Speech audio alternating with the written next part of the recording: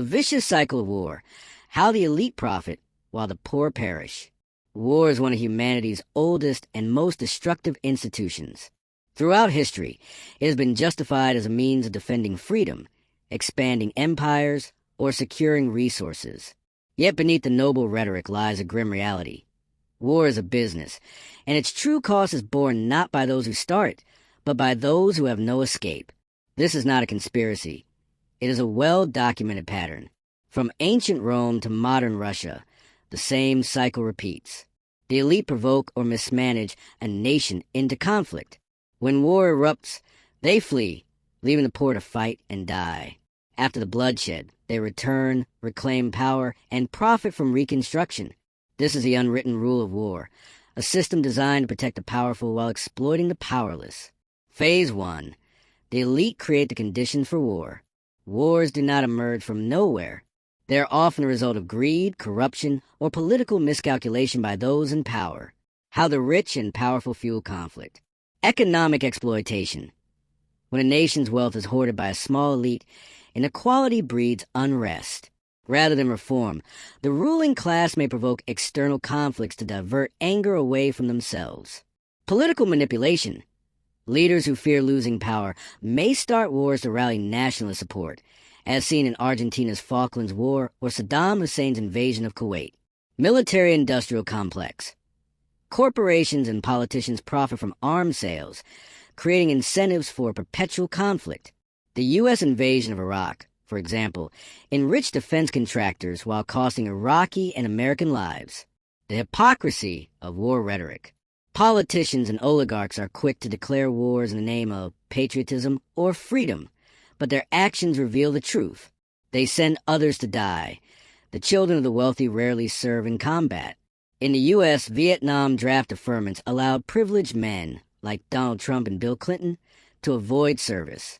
They profit from destruction.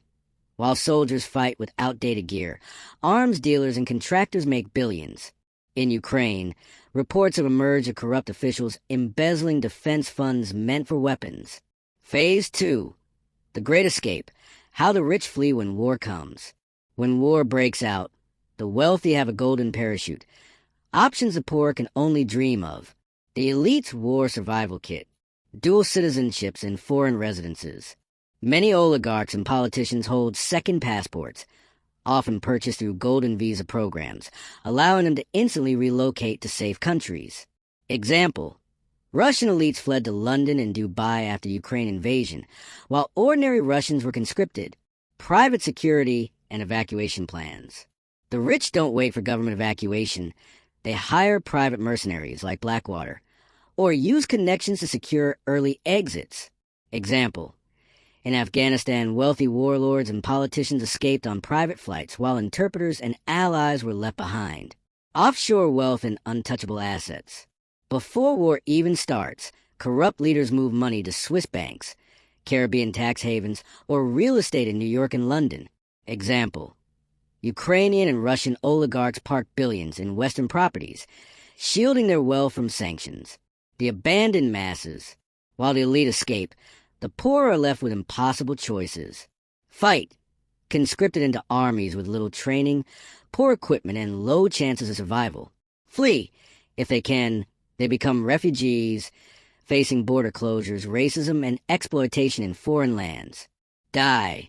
Those who stay risk starvation, bombardment, or execution. This is the brutal inequality of war. The rich by their survival, while the poor pay with their lives. Phase 3. The return of the vultures. How the elite reclaim power after war. When the fighting stops, the survivors hope for justice, but instead, they witness the great betrayal. The post-war playbook of the elite. The exiles return as heroes. Politicians and oligarchs who fled now come back, claiming to be freedom fighters or rebuilders. Example: After World War II, many French collaborators rebranded as resistance members to avoid punishment. Reconstruction profiteering. The same people who caused the war now win lucrative contracts to rebuild what was destroyed. Example: In Iraq, U.S. contractors like Halliburton made billions while Iraqis suffered without electricity or clean water. Historical revisionism. The elite rewrite history, portraying themselves as victims or saviors, erasing the sacrifices of the poor. Example: South Vietnam's corrupt leaders fled to the U.S. and later blamed the fall of Saigon on cowardly soldiers. The forgotten warriors. Those who actually fought and bled are left with no pensions. Many veterans are abandoned, left to beg, or suffer from untreated PTSD. No justice. War criminals often escape punishment if they have money or connections. No future. Destroyed cities, polluted lands, and broken economies ensure poverty for generations. Breaking the cycle. Is a just war possible? This system will continue until real consequences are imposed on those who start and profit from wars. Solutions to end the war racket. No war without equal sacrifice. If a leader declares war, their own family must be drafted first. Example: in ancient Sparta, kings fought alongside soldiers, no exemptions for the elite.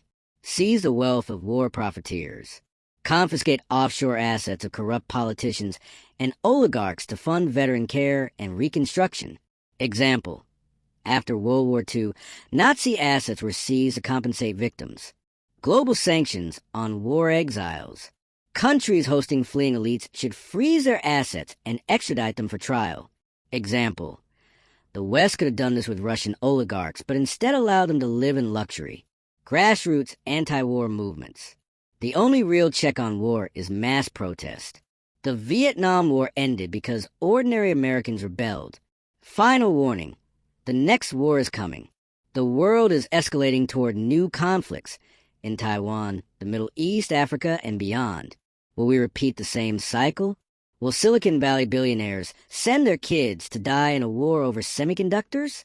Will Russian oligarch sons fight in Ukraine, or only poor villagers from Siberia? Will Western politicians who push for war ever face the consequences? If history is any guide, the answer is clear. The rich will escape, the poor will bleed, and nothing will change unless we force it to. War is not inevitable, but ending its exploitation requires recognizing the truth. It is not fought for ideals but for power, and the powerless always pay the price. Click to press this. Opens a new window. Click to share on Twitter. Opens a new window. Click to share on Facebook. Opens a new window. Click to email a link to a friend. Opens a new window. Click to print. Opens a new window. Click to share on LinkedIn. Opens a new window. Click to share on Reddit. Opens a new window.